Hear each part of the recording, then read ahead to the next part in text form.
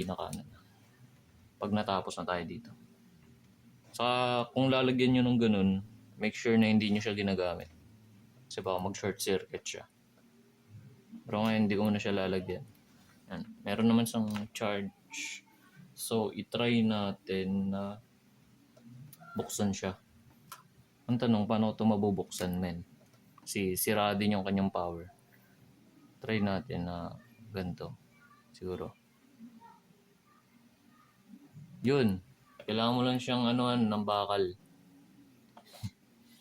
Kasi nawala yung mismong button niya na mag-connect dun sa side by side para mabuksan siya. So, kailangan mo siya ano yun ng bakal. Yun. Yun. Ang tanong, okay ba yung screen niya? Kasi sabi ng kapatid ko, yung screen daw, hindi daw magamit na maayos. Ayun din yung sinasabi ko sa kanya na i-complain niya doon na binayaran niya ng 1,800 pero yung screen hindi magamit na maayos. So, anong password na ito? Okay naman yung screen. Pero sabi ng kapatid ko, pag naglalaro siya, yung screen daw, hindi daw talaga magamit na maayos. O, sabi niya, okay naman siya kapag nag-i-scroll or mga light use lang. Pero pagdating sa laro, ayan, naglalaro kasi yung mga kapatid ko ng mga laro. Pagdating daw sa laro, hindi siya magamit na maayos. So, check natin. Check natin syempre kung magagamit siya na maayos. So, may offline naman to si Mobile Legends. Check natin. Ang sobrang baba ng brightness pero kita nyo naman, mas okay ngayon sa camera na mababa siya. Para makita nyo na mabuti.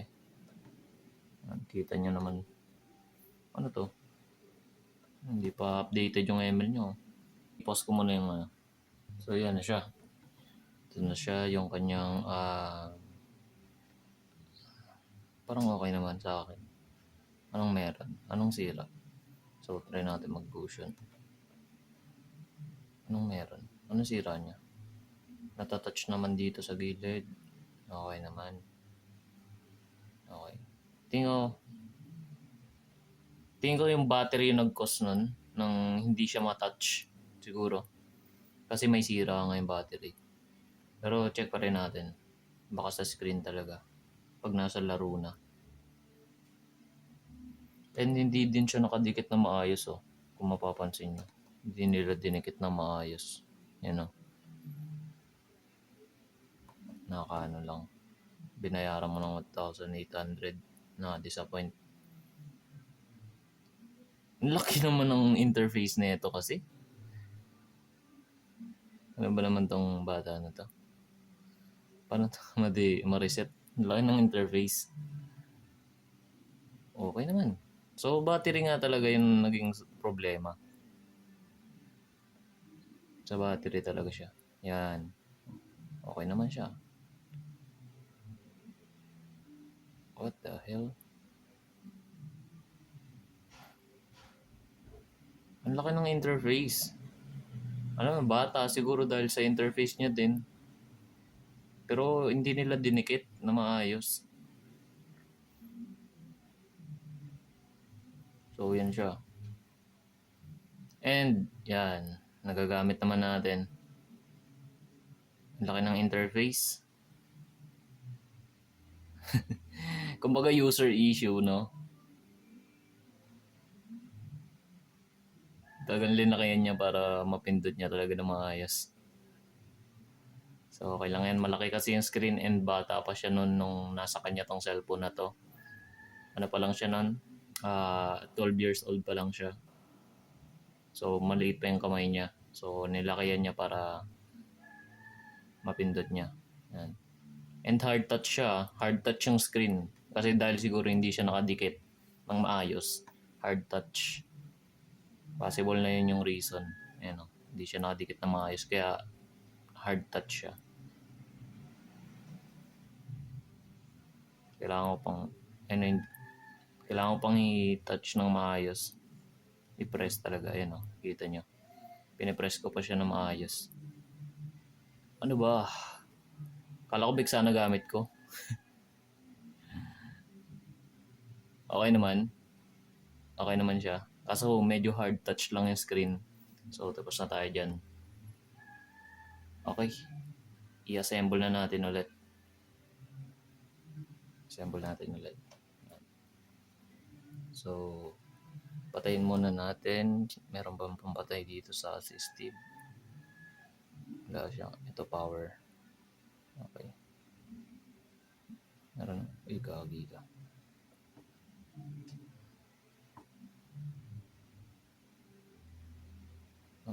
Ito. I-permission natin. Allow. Tapos, balik tayo. Galing nga, nag-download siya na itong assistive para ano yung ano niya. Power off muna natin. Pag power off natin, syempre babalik na natin tornilyo. Pero before kayo magbalik ng tornilyo, 'di ba pinower off natin? Tanggalin natin tong flex para maiwasan natin yung short circuit na tinatawag. Maiwasan. Tanggalin natin tong flex muna. Yan. Tanggalin natin dun sa pagkakalagay niya. Para babalik natin to and mabawasan natin yung possibility na mag short circuit siya dahil binabalik natin yung mga tornilyo. Yan. Wait lang. Parang may nakahan siya. Kailangan mo muna ibalik tong plastic niya ng mabuti. Yan. Nag-pop na. Okay na yan. Nag-pop na siya. Tapos, nasan na yung tornilyo? Ito. Yung tornilyo, pare-pareho lang naman yan. Dito sa case ng cellphone na to, in this case, pare-pareho lang naman yung tornilyo. So, babalik lang natin yan. Ganyan. Tapos, wag niyo muna higpitan ng todo. Ibalik niyo muna ng lahat yung niya, tornilyo niya. Wag niyo higpitan ng todo para matansya niyo. Yan. Pero kung expert na kayo, syempre, sa pag-DIY or technician kayo, bahala kayo dyan. Basta ito yung aking way, no, ng pag-aayos. Hindi ko muna binabalik para hindi ko muna binabalik sa pagkahigpit yung isa-isa lang. Gusto ko lahat nakalagay muna yung tornilyo para pantay-pantay. Ayun yung parang aking yun, logic. Yan. Tapos yung mga pang-ayos ko, huwag nyo na huwag nyo na tag dito. Huwag nyo na pakilaman yung mga pang-ayos ko. So ito, lang to. Parang pang ng kuko to eh. Ito yung ginagamit ko. Wala pa kasi tayong tools. So, yun. Huwag nyo na pakilaman yung mga pang-ayos ko. Hindi po ako technician talaga. Lang ako. Kumbaga, curious na bata. Bata pa ako eh. Kumbaga, para sa mga ganong bagay, bata pa ako. Kaya curious lang ako sa mga ganito. Ito yung ginagawa pag mga madaling araw na nagkakalikot ako ng mga cellphone or mga sira-sirang bagay. Tapos, tinatry ko paganahin. Pero lalong nasisira. Mga ganun. Ganyan mga experience ko sa mga pag-aayos ko eh. Natry mo ayusin pero nasisira lalo. Pero ngayon, dahil sa mga ganun ko, natatry ko na siya na ayusin talaga. Naayos ko talaga siya. Dahil siguro sa mga experience ko. Siguro ganun talaga, kapag nagsisimula ka pa lang, marami ka talaga masisira kaysa maayos. And later on, pag natuto ka sa mga experience mo, may mga ka na. Kumbaga, you will do better, ganun. Kumbaga, you will do better next time. Parang ganun yung mangyayari. And tapos, saka natin siya higpitan. Yung tansyahin nyo lang, na saktuhan lang, hindi siya masyadong higpit. Yan. Saka natin higpitan ng sunod-sunod. Yan. Yan siya. Dito parang, yan. Okay.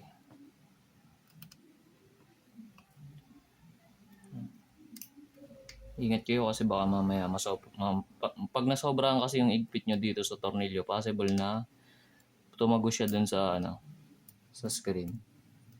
Or hindi man mag ano siya, magbukol siya dun sa nilalapatan ng screen. Baka magbukol yung ano niya. So possible masira yung screen. Bumukol siya dun sa nilalapatan. So okay naman ha. Ayan, kung makikita nyo. And check nyo din kung parang mayroon pang tornilyo na hindi siya ano. Kung makikita nyo yun sa akin, meron pa. Ito. Meron pa siya banda rito. Ayan. Wait lang. Speaker kasi to eh. So, medyo malalim ba dapat? Check nyo pa rin. Yan. Kung meron bang hindi sakto. So, okay naman na.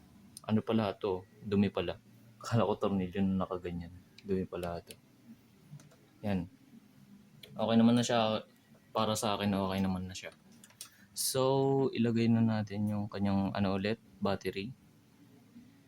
Yan. Ilagay na natin yung battery and buksan na natin. Yun. Okay. Bukas na ulit.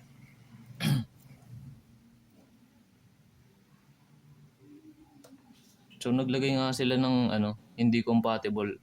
Kumbaga hindi yung mismong screen niya kasi mapapansin nyo may ano siya dito. Parang may flashlight siya, ano. May flashlight siya sa front. Pero yung cellphone na to, wala naman tong flashlight sa front. So naglagay talaga sila ng ano, screen na compatible pero hindi talaga yung kanyang yung dedicated pala talaga para sa ano na to. So medyo ayun siguro yung problema. Yung kapatid ko, yun siguro yung problema nung kanyang ano. Kasi nakikita niya, napapansin niya na bakit may ilaw dito or parang may hindi tama sa screen niya kasi cellphone niya to. So napapansin niya to na parang mayroong anuan ng flashlight. Yan. So okay na. Gumana na siya. Paano ko to iyan? Namatay. Yun. Bumukas na ulit. Ayusin naman natin kanyang ano, gesture para nabubuksan natin siya. Nabubuksan natin yung kanyang tawag dito. Kahit na hindi siya, kahit nakapatay siya, mabubuksan natin. So, ayusin muna natin yung kanyang system siguro. System ba yun? Ito, system. Gestures. Meron ba tong tap to wake? Wala. Wala siyang tap to wake. Ito, lift to check phone lang meron siya. So, ito na lang yung turn on natin. Prevent ringing, power menu. Device control.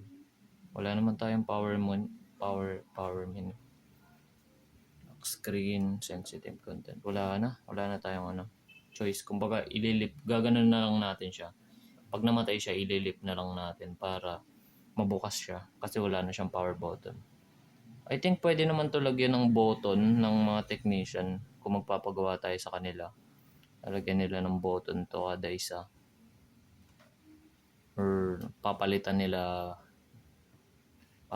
nila agad. So okay naman siya. Smooth naman tong cellphone na to. Hindi naman siya ganun katanda. Ano, Realme C21. Realme C21Y na may Android 11 R edition, 4 gigs of RAM, tapos octa-core na processor. Tapos 64GB storage. So maliit na siya para sa time natin ngayon. Napakaliit na niya. Tapos yan, wala naman masyadong ano. Yung screen nito, I think 720p. Build number, mayroon na din siyang developer's option. So, nagsa-search siguro tong bata na to kung ano yung ano. Tapos, check natin yung developer's option kung ano yung meron sa kanya. Yan, developer's option. Wala namang masyado. Expect pa natin sa ano, di ba? Old phone na to eh, no? So, anong pwede natin i-ano dito sa developer's option? Turn on.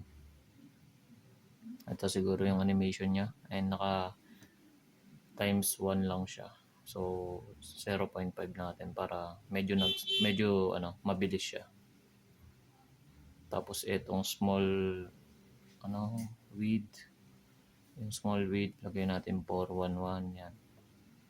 411. Ayun kasi yung prefer ko na na kumbaga yung density or yung kung gaano kalapit, gaano kalayo yung mga text, gaano kaliit, alam niyo yun. So 411 pagdating sa 720p, yung smallest width ko 411 yung prefer ko. So kung gusto niyo gayahin, yan, ganyan. Tapos ano pa yung pwedeng i-turn on natin? Wala naman masyado. Okay naman na. So yun lang. Yun lang yung video natin ngayon.